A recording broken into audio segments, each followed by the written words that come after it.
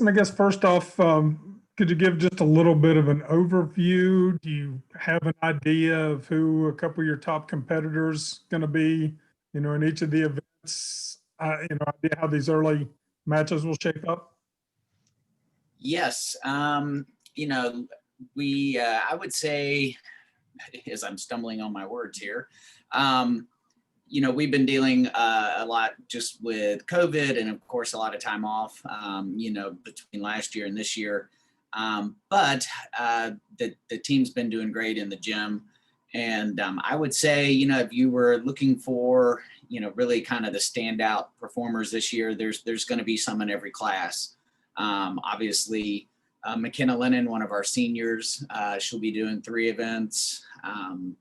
Esperanza, Kendra, Rachel, all of our juniors probably will be in on 3 events. Abby Pearson, also 3, Kiana, Yancey, and then, as far as our freshmen, they're all going to be either warming up or seeing lineup spots.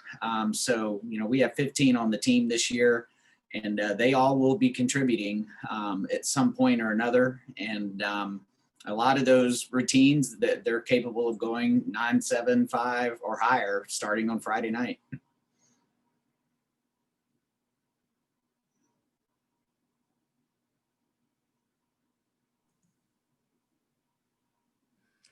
Looking at your schedule, obviously, that's one of the COVID influenced things this year, but, multiple matches against all the teams on your schedule how strange is that? And what, have you thought about what it will be like, going in, you're obviously facing Oklahoma back to back, Denver, all these teams, in quick succession, one after the other. Does that affect mental preparation? Anything different? Yeah, it definitely does. We've never had a schedule quite like this. And although it's not a purely a conference schedule, 99% of it is, with the exception of Pittsburgh.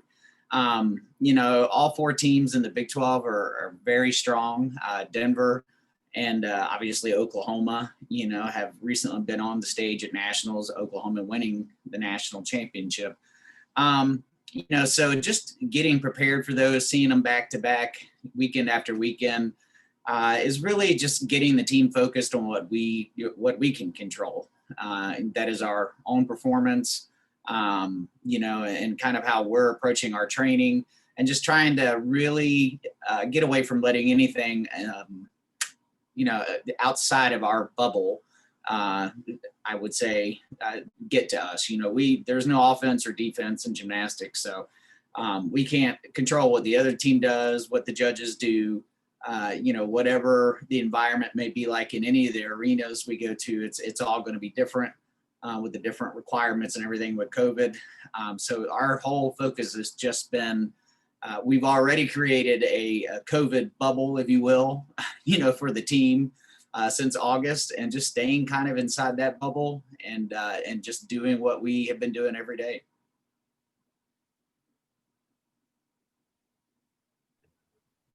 Coach, can you talk a little bit about some of the challenges the team has faced with COVID and how you guys have been handling that?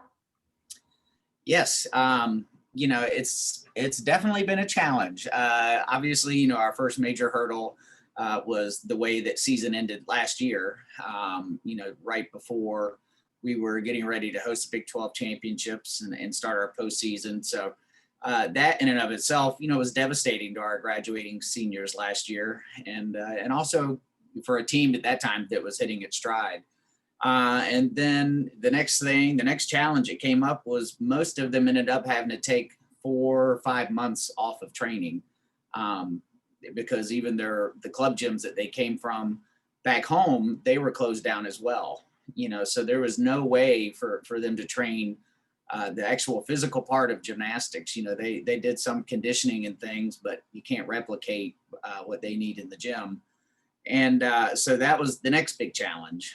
And so by the time we did get them back on campus here, we immediately had the WVU quarantine, and then we hit, a few road bumps or roadblocks, not blocks, but whatever you want to call them, a few challenges along the way of having to quarantine different athletes here, practicing in different pods and shuffling those around depending on who had what going on. If somebody needed to travel home when they came back, they had their quarantine, but they also had their roommates, which are also on the team. So it has been a almost daily change of routine and who's practicing at what times and who can condition, and weekly testing for COVID. But I would say the biggest challenge has been making sure that we pace them so that they're safe. Most gymnasts will take off 2 weeks a year, maybe 3 weeks a year. So this was the first extended break outside of injury that most of them had had. And so it was almost like bringing an entire team back from injury and making sure that we were doing everything just right to avoid, major injuries, and also mental blocks and things like that are very prevalent in the sport. We'll go back to Kevin. So overall, you started back in practice when the semester started back. How long have you been practicing? And, compared to, say, a normal start of the season, where do you think your team is mentally and physically? Yeah, so we started back officially towards the end of September. A couple of weeks before that, we were able to get into the gym just with open training times, which was crucial for us just to be able to kind of get everybody back in the swing of things. And then once we hit our full practice schedule, we've been going 20 hours a week. And since then, the team did not get a Thanksgiving break. They stayed here during that holiday. They had a few days over the Christmas break, to go home and be with their families and try to have some sanity in their lives. And they came back on the 26th and they've been training ever since. So typically, we're starting off the year, we're going to be a little bit conservative in what we're doing. We could do a lot more difficult gymnastics, but we have 9 meets in a row to go, a lot of traveling to do during those, that 9-week period. And then culminating here with the Big 12 championships and then the first round of NCAAs we're hosting as well. So we have to make sure that we keep the team healthy and safe and COVID free, getting ready, for that segment of the season there towards the end.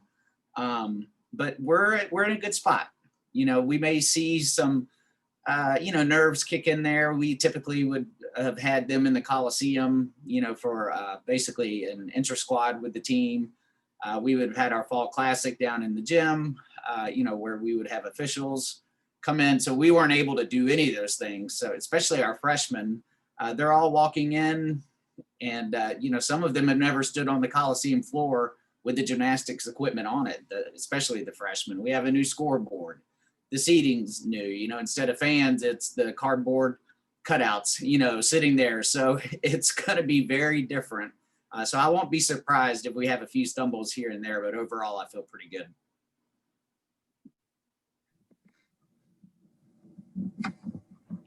Can you talk about a little bit what it means for West Virginia to be hosting these 2 big postseason meets and how you guys are preparing for that? Yeah, no, definitely. It's huge. It just not only just for WVU, but for the state. To all the club gyms that are in the state. It's a chance to put West Virginia gymnastics out there for the whole country to see. Both of those events are going to be in some form or fashion televised, and so it's just really a good way for us to show off the Coliseum and everything brand new with it, and to get our name out there. It helps us in recruiting tremendously to host those events. And we are well known for putting on great championship events. We've hosted NCAAs numerous times. We've hosted several conference championships since I've been here, and everyone looks forward to coming and being a part of that. And then you throw in there the challenges with COVID. Our administration has been absolutely incredible. And they learned a lot from football, and from the fall sports, and then going into the basketball season and everything. So I think we're well prepared to do it. I think we actually are, we're the representation in the Northeast. There'll be a lot of teams from this area that will qualify through to regionals. And so we're in a prime spot to not only to host, but also to have a great showing as well.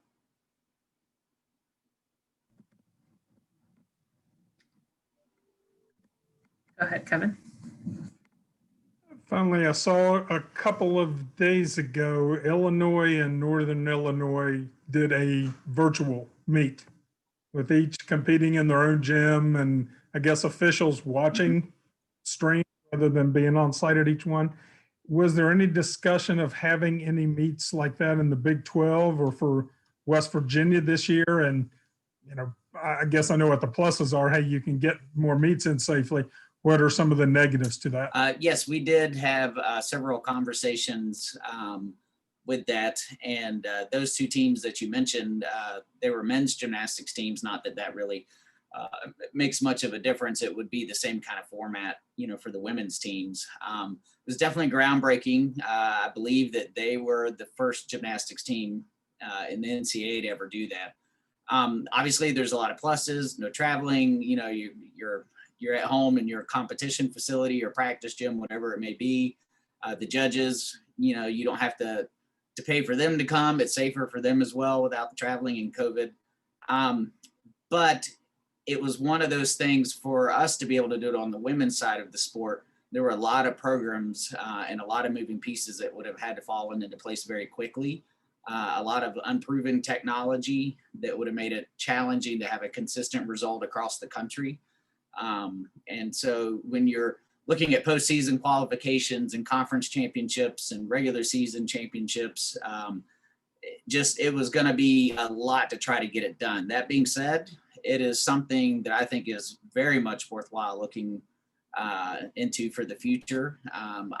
We have the technology to do it. It's just, making a plan. Like I said, having a consistent product that gets out there. And of course, also remove, the home crowd. There's nothing quite like the thrill for these athletes of being in front of the crowd. And, whether it's here at WVU or if we're, say, at the University of Utah in front of 15,000 people.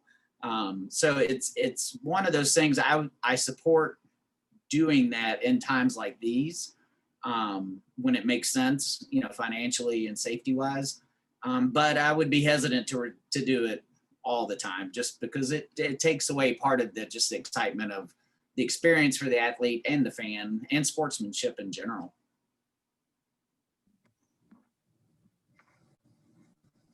Any other questions for Coach?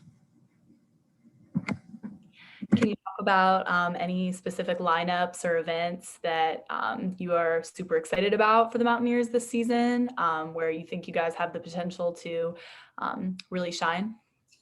Sure. Yep. That's a very interesting question. So the lineups, typically we would have a pretty good idea of what those were going to look like.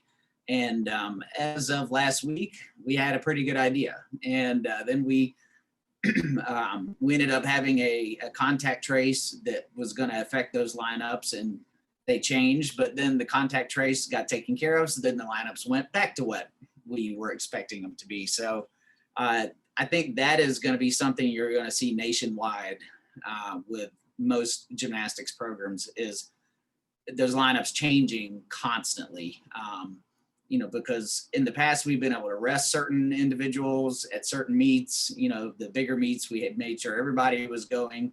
So we also have to juggle that in as well. All that being said, we have the most depth on balance beam this year by far. We definitely have room there to absorb, God forbid if we had an injury or a COVID issue. And I would also say Zakira Muhammad, our new assistant coach, our floor exercise is probably looking the best that it has in several years. It's always a strong event for us, but they just have a different confidence about them this year under her. The choreography is great. The tumbling is very consistent. So I would say those two are our strongest potential scoring. Bars is also very strong, but bars is also probably physically and mentally the hardest event of all of them. And vault will also be a step up this year for us as well. And Zakira also coaches that event primarily, and we've seen some definite improvements there as well with her. And one more thing, can you talk a little bit about bringing Coach Muhammad back this season and what that means for the team and sort of what she is bringing as an alumni of the program? Yeah, sure. When we knew that we were going to be replacing that position, she was one of the first, if not the first names that popped into my head. And, but when you're looking to fill a position like that, you have to go through the right process. And we had a lot of very qualified people that applied for it. But bringing her back, she knows the program very well. Obviously, she knows, Travis and I already. She knew a lot of the team. Some of our senior class this year, they were freshmen when Zakira was still on the team. And she just knows the West Virginia system. She loves the state, and she lives and breathes, blue and gold. And so just having that familiarity, I think is what I'm looking for. Having that has been huge. And she just brings in a very confident vibe.